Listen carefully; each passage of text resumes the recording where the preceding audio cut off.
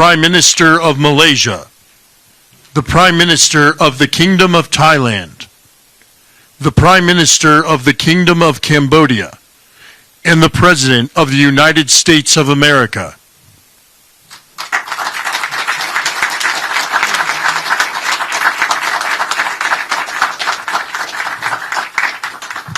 Well, this is so exciting because we did something that a lot of people said couldn't be done, and we saved maybe millions of lives on this one peace deal itself. And I'll tell you what makes me so happy is the two countries we're dealing with, and the third that helped so much. I appreciate so much.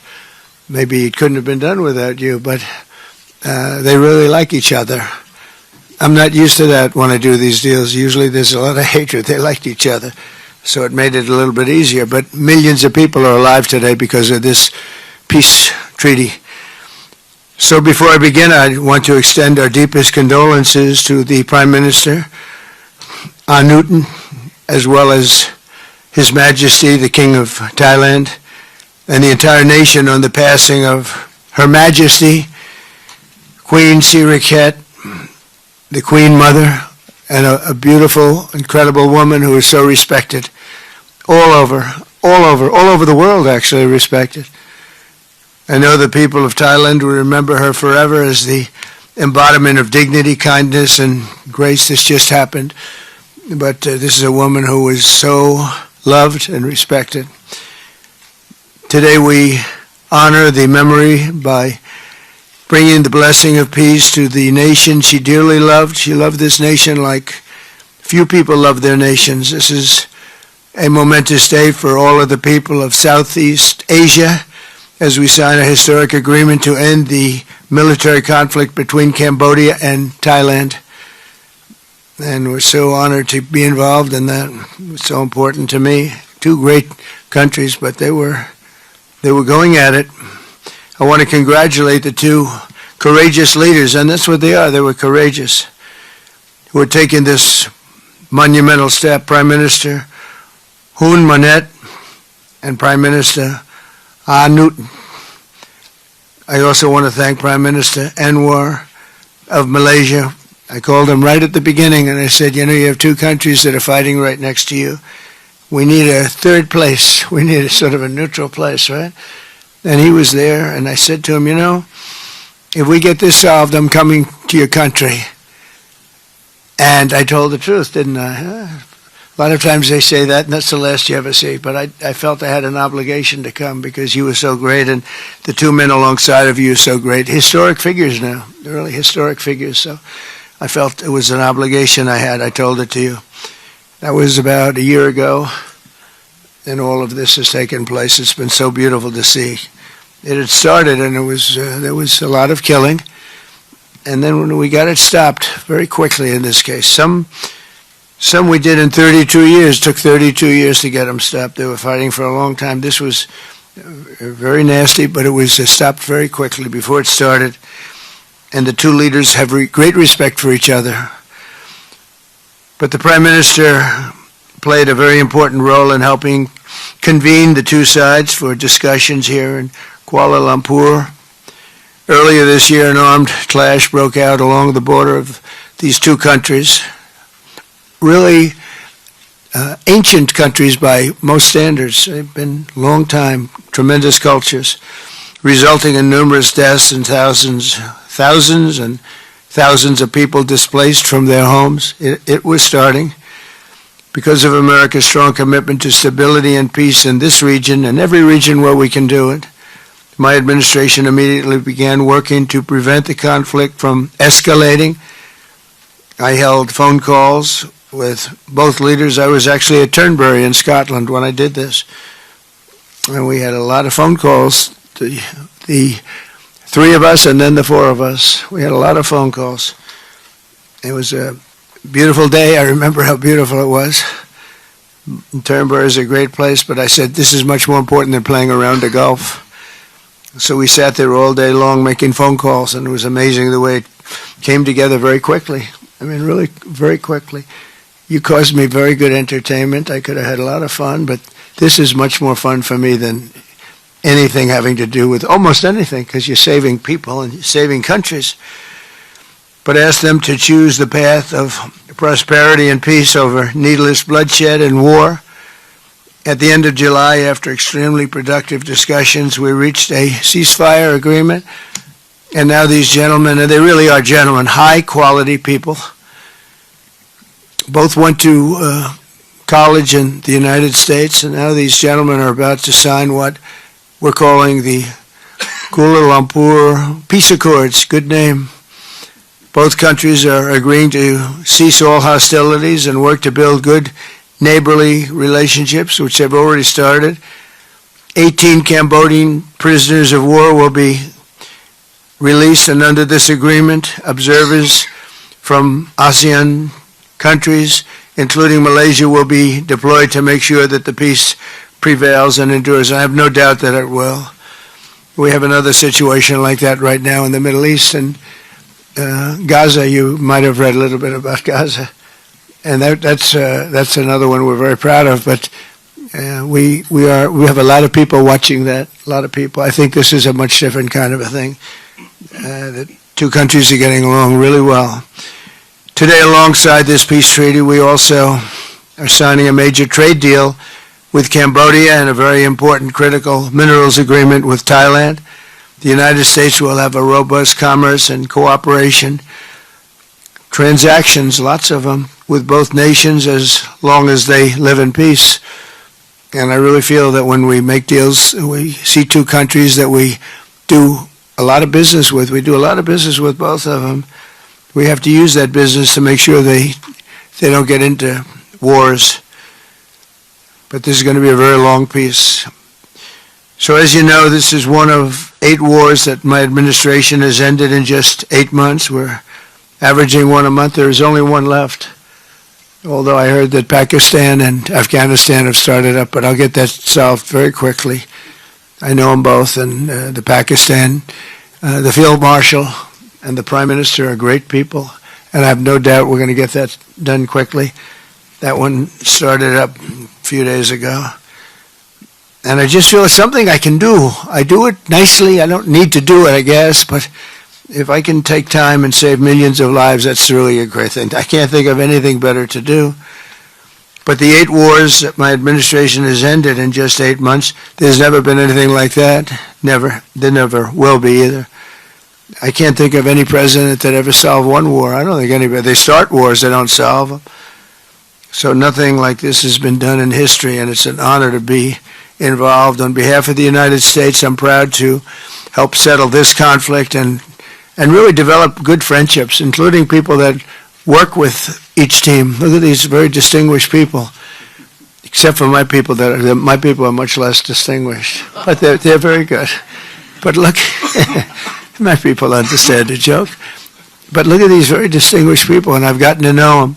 I want to thank Marco Rubio for being here. He was great. You always help. He's born for this job.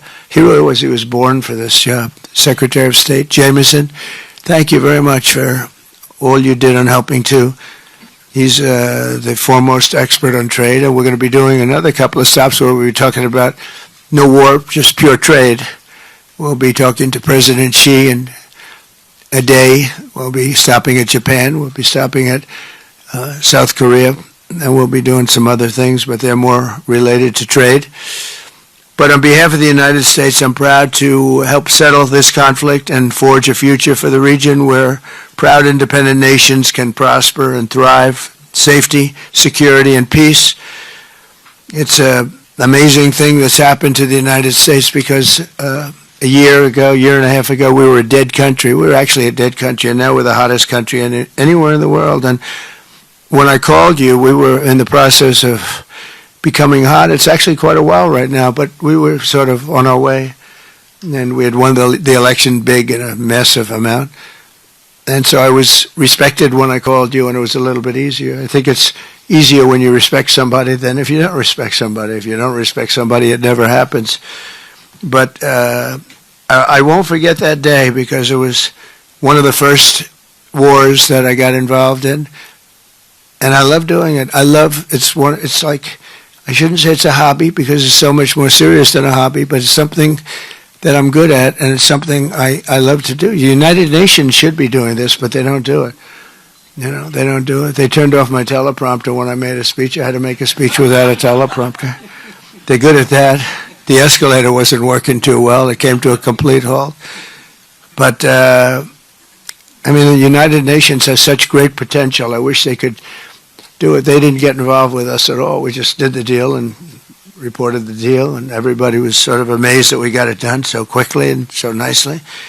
But now I'd like to ask Prime Minister Anwar to say a few words, and then we'll hear from Prime Minister Hun Manet and Prime Minister Newton. And these are, I just have to say it for a last time, these are incredible men. The way they came together, the way they worked so hard, and we worked long hours. It was not long days because the days were few in number, but the hours were very long and very intense. There was a lot of intensity going on because there was a lot of shooting happening while we were talking. That brings it to a new level. And the three men sitting there should really be credited with having done just an incredible job for humanity. Thank you all very much. It's an honor to have worked with you. Appreciate it. Please.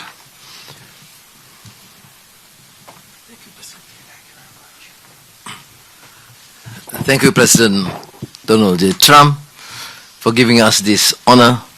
And on behalf, of course, of Malaysia and our colleagues in ASEAN, I must thank you for your concern, for your empathy, and for your commitment to support this peace deal. When I first received your call and then urging me to do more in supporting our initiative, and you personally did call both Prime Ministers to urge for a speedy peace settlement, I would say a great thank you. And we, of course, admire your tenacity, your courage, because the world needs leaders who promote peace strongly. And to achieve that, you have to break some rules, as you did today. When President arrived, he asked me to join him in the car. I said that's against the security and protocol rules. And he was delighted to break the rules, and I... Nice ride. It was a nice ride. And we share a lot of things in common.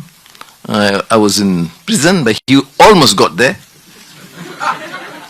But very good exchanges on a number of issues. Of course, priorities, of course, the peace deal. Thank you, both Prime Ministers. You did a great job. We are delighted to have you as colleagues, as true friends, and you understand the need to secure peace to save our people, and also the ASEAN position as a region of peace and prosperity.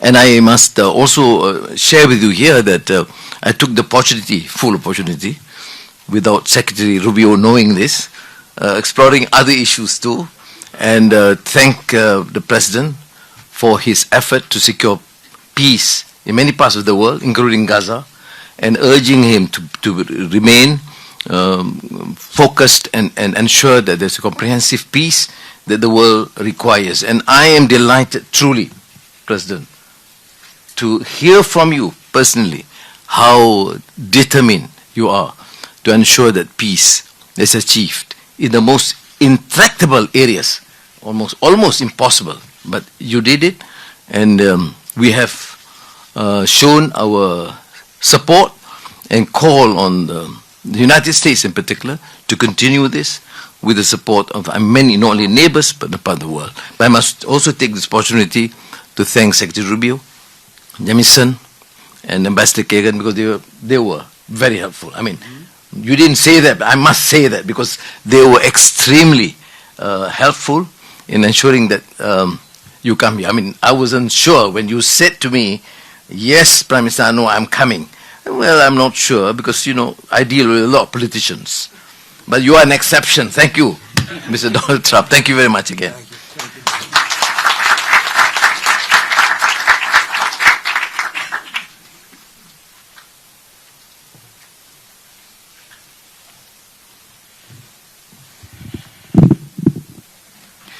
President Donald Trump, Prime Minister Anwar Ibrahim, Prime Minister Anutin Chanvirakul, Excellencies, ladies and gentlemen. Today marks a historic moment, profound significance for Cambodia and Thailand, a day that reaffirms our shared conviction that peace is always possible when nations have the courage and wisdom to pursue it together. On behalf of the Cambodian peoples, I wish to express my deepest gratitude to President Donald J. Trump for his decisive leadership and steadfast commitment to supporting the lasting peace between Cambodia and Thailand, and for his tireless efforts to make it a reality. I also wish to convey my sincere appreciations to Prime Minister Anwar for his unwavering support and facilitation throughout this peace process until successful conclusions. I further extend my appreciations to my ASEAN colleague, China, and other partners who have been supporting the ceasefire from the beginning. The principles that underpin this joint declaration are those that Cambodia holds dear. That no matter how difficult or complex our dispute may be, they must always be resolved through peaceful means in full conformity with existing treaties and international law. Cambodia reaffirms a strong commitment to fully and faithfully implementing these joint declarations and to continuing to work closely with Thailand and all our partners to ensure that this peace endures and brings tangible benefit to our peoples. We look forward to continued support and contribution of international communities and partners to fruitful realizations of the joint declarations.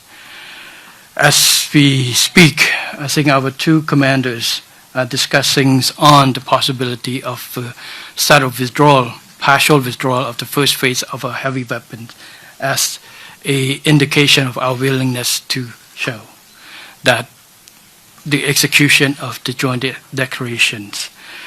At the same time, I strongly hope for the prompt release of our 18 soldiers on humanitarian grounds and as agreed in the joint declarations.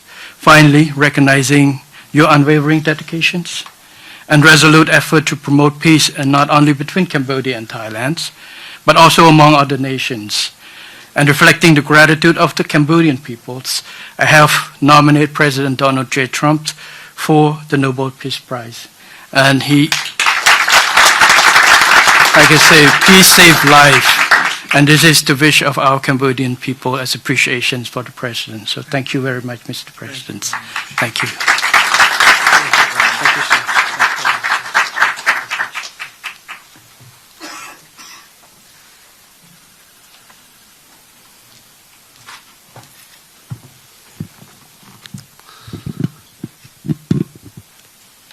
President Trump, Prime Minister Anwar, Prime Minister Hun Manet, Excellencies, distinguished colleagues, today marks a new chapter for Thailand and Cambodia. Today we take a concrete step towards peace. I would like to thank Prime Minister Anwar Ibrahim for the leadership as ASEAN Chair and your strong efforts in upholding ASEAN unity. And I also wish to express my sincere appreciation to President Donald J. Trump for your personal dedication to peace between our two countries. And in addition, I thanks so much for the kind words of condolences that the President has given to our country on the great loss of our beloved Queen Mother. It means a lot to Thai people. We have come a long way since agreeing to the ceasefire here in Malaysia on 28th of July. The discussions since then have led to this important outcome, which is the signing of our joint declaration today. And I have to thank Prime Minister Hun Manet for his cooperation and support that led us to this moment. Thailand stands for peace. This declaration reflects our will to resolve differences peacefully, in full respect of sovereignty and territorial integrity. This declaration, if fully implemented, will provide the building blocks for a lasting peace. But more importantly, it will begin the process of mending our ties. Our border communities have been divided by conflict, and innocent civilians have suffered immense losses. This declaration places a firm responsibility our two parties to act. I believe we can achieve what seemed beyond reach a few months ago. To this end, I welcome the agreement that following the signing of this joint declaration today, both sides will begin implementing all the agreed points, in particular promptly removing heavy weapons from the border areas to ensure the safety of our people, to build confidence and trust. And Thailand will also begin the process of releasing the 18 detained Cambodian soldiers. We have a responsibility to act in earnest and in good faith, and that we restore livelihoods and protect the well-being of our communities along our shared border.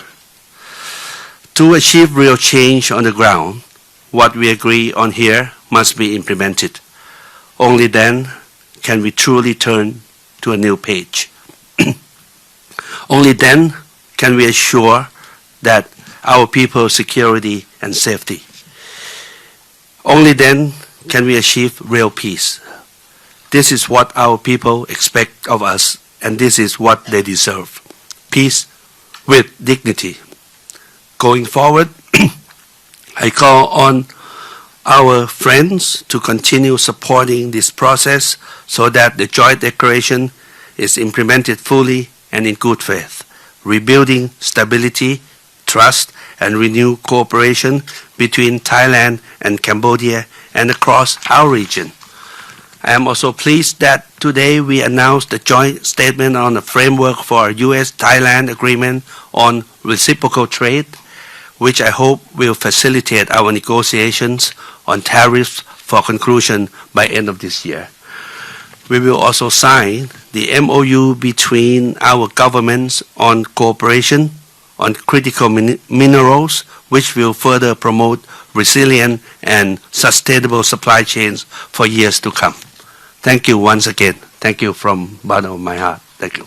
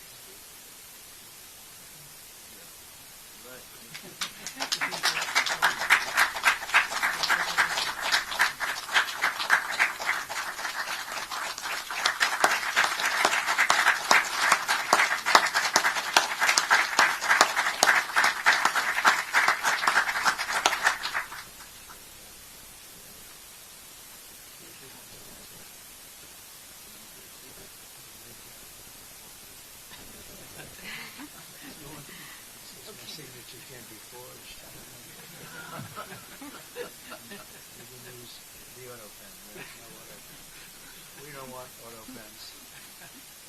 Congratulations.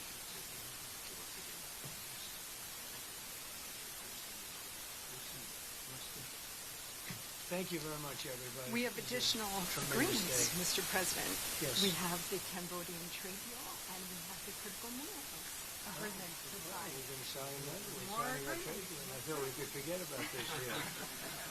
They make a very good deal. This is the Cambodian trade deal, Good. Mr. President.